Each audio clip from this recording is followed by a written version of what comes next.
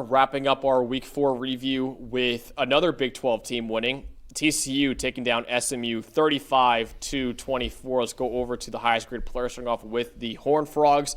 Highest grade player for them was cornerback Jamel Johnson, 86.2. Then right after that, Eric McAllister, I'll talk about later because he was unbelievable in this one, 84.1 grade. Bud Clark, their star safety, 70.3.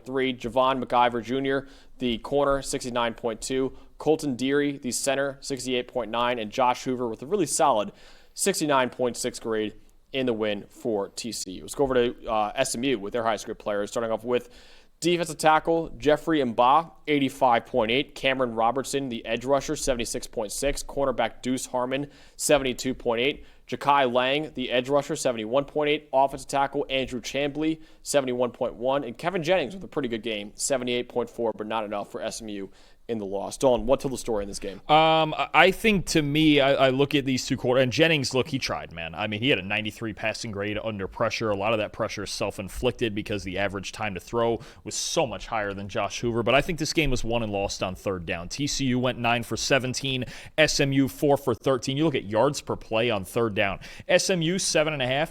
Not bad. Got some shots in there. TCU on third down, 14 yards per play.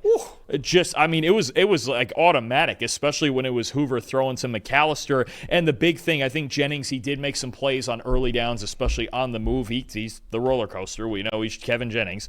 Josh Hoover on third down, 89.8 passing grade, 4 of his 5 touchdowns. Kevin Jennings, a decent 68.8 passing grade, but not enough. Josh Hoover and Eric McAllister, especially on the money downs on third down when they really needed it. The ball was coming out on time. It's a more stable, predictable offense that you know what you're going to get out of it, as opposed to the roller coaster you get with Kevin Jennings rolling out the pocket all the time. And look, Jennings made a lot of great plays, but Hoover made his plays within structure more consistently. That was the difference, especially in the biggest moments of this game. And TCU did not need Josh Hoover to grade out at an 80 or above in this game, because my stat, and most impressive, TCU 210 yards after the catch in this game, and most impressive is Eric McAllister having most of those 210 yards.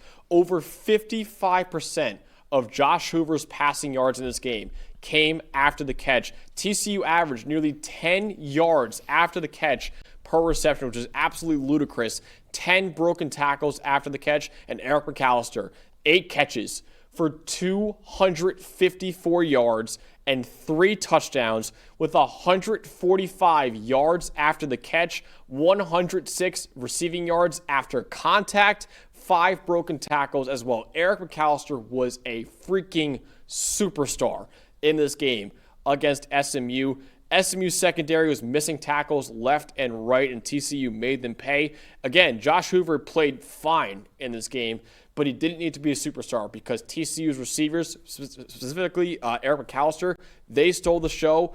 Eric McAllister was outstanding in this one. He had, like I said, 145 yards after the catch and over 250 receiving yards total for the Horned Frogs. Yeah, and some guys that we're not used to seeing playing poorly. Isaiah Nkwobia, the star safety for SMU, 56th grade, 3 missed tackles. Alex Kilgore, the linebacker, of 46th grade. Ahmad Moses with a 55 grade. The guys in the middle of that defense that usually make SMU's defense so great, they struggled in this game. And at that point, it just allowed Josh Hoover, basically him and Eric McAllister. Eric could just run a slant, and he would break 2 tackles, and he was gone. He did it a couple of times in this game. So McAllister really, the first couple of weeks, it seems like it's been Jordan Dwyer who's been that number 1 option for TCU so far. But now you've got McAllister rolling. Jordan Dwyer has been really good. Joe Manjack, the Houston transfer, has been solid. This TCU offense is pretty loaded, man. This receiving core is a dangerous, dangerous group. Who do you want to shout out on TCU's defense in this game? Yeah, I mean, you look at Jamel Johnson, and we always talk about Bud Clark, the star safety, but Jamel Johnson, 87.2 coverage grade, couple of late interceptions that sealed this game, 3 catches allowed for 46